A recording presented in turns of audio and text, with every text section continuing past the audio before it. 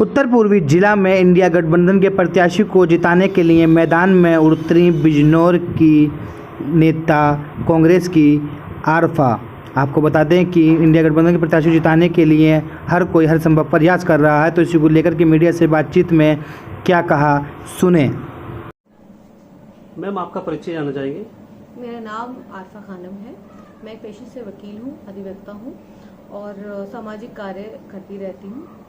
ओखला में रहते हैं, ओखला मेरी रिहाइश है। वैसे मैं पीछे से बिजनौर यूपी से। तो क्या लगता है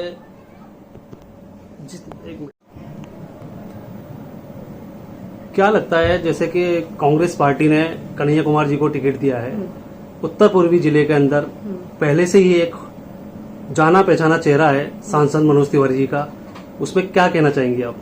देखिए, जाना पहचाना चेहरा हो या कोई भी ऐसा चेहरा, देखिए ये जनता तय करती है, जनता तय करेगी। आज जिस तरीके से जो देश के हालात हैं और मनोज तिवारी जी की बात यह है कि वो जिस तरीके से आज आप ये बात करते हैं, उत्तर पूर्वी दिल्ली की बात करते हैं, देखिए यहाँ पर कैंडिडेट चाहे कोई भी हो, मैं कहती हूँ कन्हैया कुमार हो या कोई भी हो, जनता के बीच में रहना चाहिए और जनता के काम आना चाहिए, मुद्दे की बात करने वाला कैंडिडेट होना चाहिए।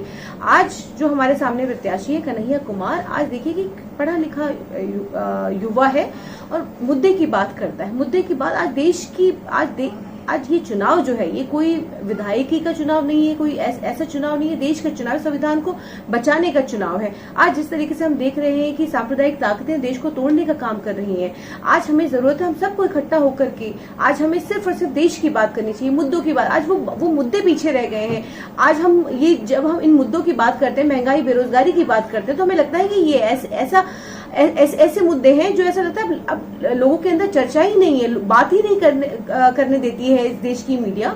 आज वो मेन स्ट्रीम मीडिया के अंदर से वो मुद्दे गायब रहते हैं और आज क्या चलता है, आज मुद्दे वो चलते हैं जो ये सत्ताधारी जो लोग हैं, जो चलाना चाहते हैं देश के अंदर से, वो तमाम मुद्दे गायब हैं। आप देखिए कि मीडिया अगर आप चैनल खोल के देखेंगे तो आपको मालूम चलेगा कि किस तरीके की न्यूज चलाई जा रही है अखबारों के अंदर। मैडम, आपने कहा कि आप एक वकील हैं, जैसे कि आईपीसी को हटाकर भारतीय दंड न्याय संहिता बना दिया गया। हम देखते हैं कि ठीक है, हजारों लोग जो बेगुनाह हैं वो जेल में रहते हैं, उनकी हेयरिंग होती है। हम सालों साल यही नहीं जान पाते कि वो आरोपी है कि नहीं है।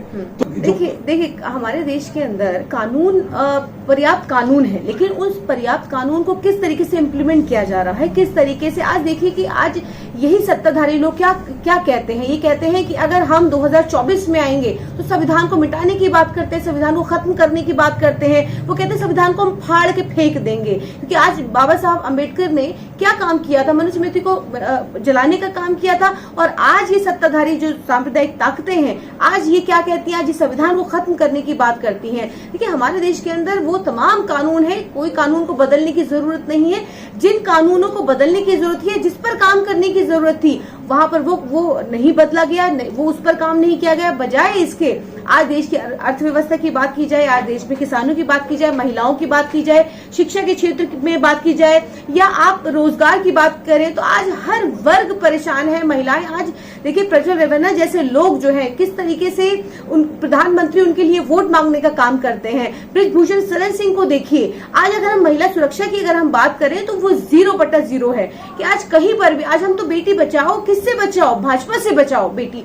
आज बेटियां भाजपा से नहीं बचा पा रही, उनके लिए किस तरीके से भाजपा के गुंडे। आप देखिए बीएचयू की छात्रा के साथ आप क्या, बीएचयू के अंदर क्या हुआ, आज किस तरीके से भाजपा के अंदर, क्योंकि भाजपा एक ऐसी पार्टी है जहां पर आप जाइए, आप वॉशिंग पाउडर निरमा की तरह उसकी धुलाई होकर के वहां पर किस तरीके से उनको परोसने का काम करते हैं, उनको पूरी तरीके से शय देने का काम भारतीय जनता पार्टी के अंदर होता है। कि आप जाइए, आप किसी भी महिला को छेड़िए, किसी भी महिला के साथ बलात्कार करिए, लेकिन आपको बचाने का काम पूरी पार्टी के अंदर का जो तंत्र है वो पूरी तरीके से। कन्हैया कुमार जी पर जो अभी हमला हुआ, 2 दिन पहले हमला हुआ, मैं कल प्रधानमंत्री जी आए, देखिए जिस तरीके से कन्हैया कुमार जी को डराने की कोशिश की गई, तो कन्हैया कुमार जी ने साफ तौर से जवाब दिया। क्या कहा, हम डरने वालों में से नहीं, हम किसके कार्यकर्ता हैं, किसके सिपाही हैं। जाहिर है हम कांग्रेस के कार्यकर्ता हैं, राहुल गांधी जी के सिपाही हैं। तो जब राहुल गांधी जी ने कह दिया डरना नहीं है और हम डरते नहीं है, तो कांग्रेस का कोई कार्यकर्ता, छोटे से छोटा कार्यकर्ता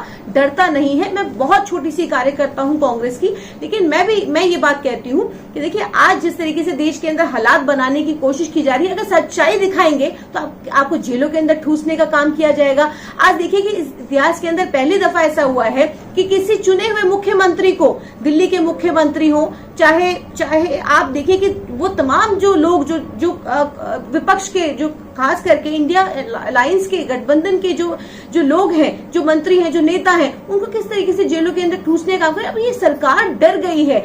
आज ये 2024 के अंदर अगर हम जहां पर आज खड़े हैं वहां पर साफ तौर से आज देखिए कि सुपड़ा साफ तो है। आपका आरोप ये है कि ईडी जो है सरकार के आज देखिए तमाम जो देश की जो एजेंसियां हैं, ईडी हो, सीबीआई हो, तमाम देश की अदालतों के अंदर भी जो जजेस हैं वो यही कहते हैं कि हम पर प्रेशर है, हम पर दबाव बनाने की कोशिश की जा रही है। तो आज ईडी सीबीआई की अगर हम बात करें तो ईडी सीबीआई किस तरीके से आज देखिए 200-400 रुपए जो गरीब है 200-400 रुपए उसके घर में रखा है, तो ये बात प्रधानमंत्री जी को पता होती है। लेकिन आज जिस तरीके से अपने चुनावी भाषण के अंदर प्रधानमंत्री जी कहते हैं कि देखिए किस तरीके से अडानी अंबानी का जो टेम्पो था, टेम्पो की जो, क्योंकि लगातार टेम्पो की चर्चा हो रही है तो मैं भी करना चाहूंगी कि टेम्पो की चर्चा हो रही है, तो उस टेम्पो जो टेम्पो है, टेम्पो का पता ईडी को क्यों नहीं देते, क्योंकि ईडी तो उन्हीं के हाथ में, उन्हीं के इशारे पर चलती है। तो लगातार देश ये सवाल पूछ रहा है कि आपका अडानी और अंबानी से रिश्ता क्या है, और आज उसको छुपाने के लिए आप ये कहते हैं कि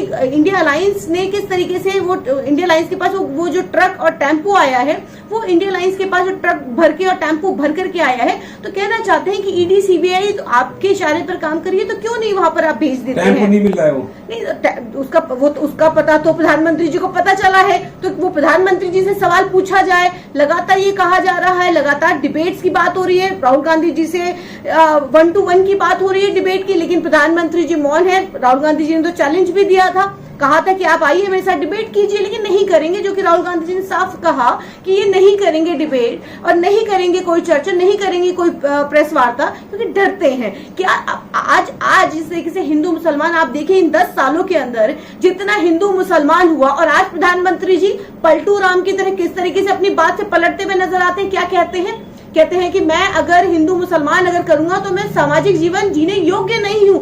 आज देखिए डर और ये खौफ है, कि ये जा रहे हैं, इनका टाटा बाय बाय हो चुका, इसीलिए आज ये इस तरीके की भाषा बोलते हैं। इससे पहले प्रधानमंत्री जी अपने भाषणों में क्या कहते थे, वेशभूषा से पहचाने जाएंगे, ये इस तरीके के अल्फाज प्रधानमंत्री जी कहते थे, और किस तरीके से अभद्र टिप्पणियां देश के मुसलमानों के लिए की थी। आज प्रधानमंत्री जी का अचानक जिस तरीके से हृदय परिवर्तन होता है,